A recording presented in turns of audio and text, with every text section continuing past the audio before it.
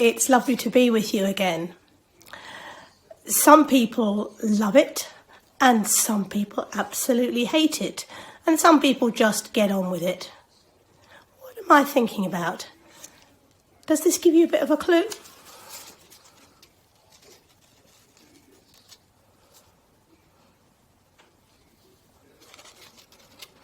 Get that one straight. There we go.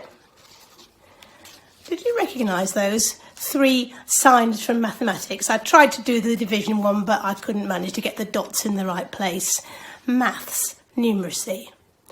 I kind of got on with it all right. I didn't love it, I didn't loathe it, except for one bit of maths which I always hated. It was the bit called problems. And if ever our teacher said, today we're doing problems, I think, oh no, because I'd read the words and there'd be the numbers there. And I think, well, what do I do with these numbers? Do I add them or take them, or do I divide them first and then add them? Some of you will know just what I mean. Problems can be really challenging.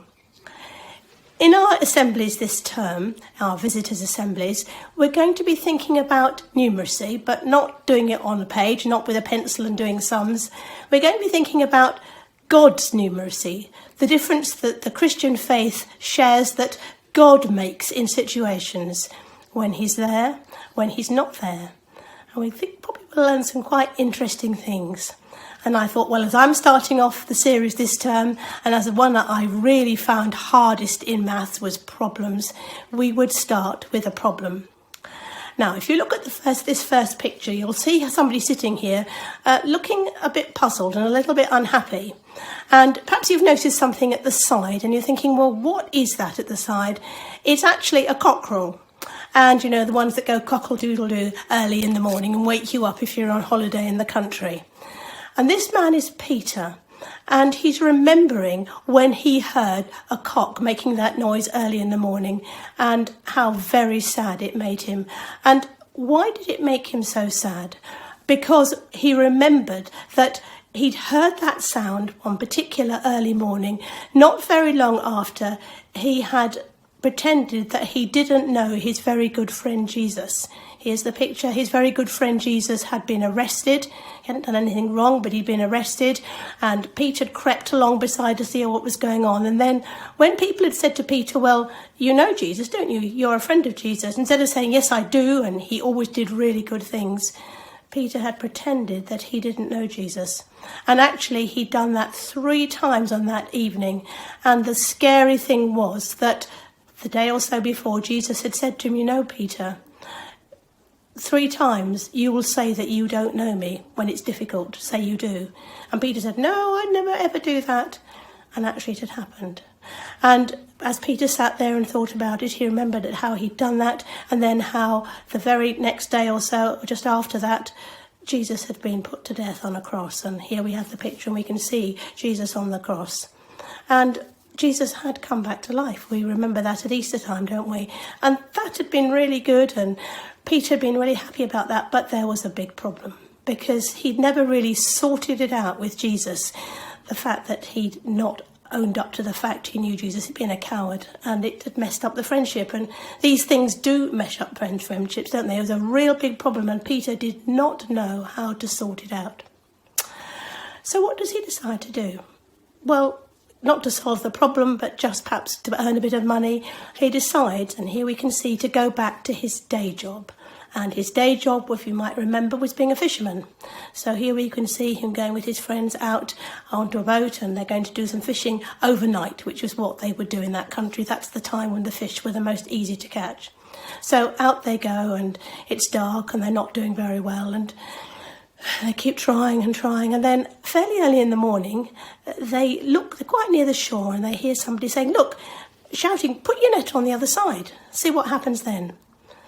And why would somebody on the shore know what they're fishermen? Surely they know what they should be doing, but they do. And they catch an amazing, great big net full of fish. And then Peter looks out to the shore, and he looks at that stranger, and he notices there's a little sort of campfire burning near the beach, and he can smell the smoke, and my goodness, it's Jesus. And so they go, and Peter goes, and they take the fish, and they go to Jesus, and Jesus says, "Go and have some," and I cook some. And so they have an amazing picnic on the beach. But the problem still hasn't been solved. Peter's with Jesus, but you know that when you've fallen out with somebody, you're not doing what you should, it's embarrassing, isn't it? You don't feel right with them, and Peter didn't feel right with Jesus. And then Jesus says to Peter, "Let's have a bit of a chat." And you can imagine Peter thinking, this is going to be really, really embarrassing. And you know what? It was difficult, because what Jesus did was very, very wise. Jesus knew, remembered, that 3 times Peter had said that he didn't know Jesus, when of course he did. So 3 times Jesus asks Peter the same question. "Peter, do you love me? Are you really my friend? Do you love me?" And Peter, "Well, yes, of course, Jesus, I love you." "Are you sure?" Jesus says, "Do you love me?" "Yes, you know I love you." "Peter, do you love me?" Peter says, "Yes, of course, you know everything. You know that I love you." Now, Jesus doesn't say, "Well, okay then, look what you did when you said you didn't know me." He does an amazing thing. He looks at Peter and he says, "Right, I've got a special job for you. I want you to be my person who goes out and helps people to grow in loving me and getting to know me." And that immediately said to Peter that he had been forgiven. The relationship was all right. Jesus wouldn't have given him a special job to do unless he was forgiven and their relationship, their friendship was restored. What an amazing problem solver Jesus was. I'm going to end our assembly this morning by praying, because I don't know if you're like me, we have problems. I have problems sometimes with things which I don't know how to solve. But I believe that God will help me find a way of solving them. And so I pray about it. And we'll do that now. Maybe there's a problem you've got and you don't know what the solution is. I wasn't thinking of a maths problem, a life problem. So let's just be really quiet and then let's pray. God, thank you for that lovely story of how you helped Peter solve that problem of their friendship when Peter got it so wrong. Thank you that you will always help us solve our life problems when we ask. Help us to remember that. We will do that because you love us. Amen. Thank you. See you next time.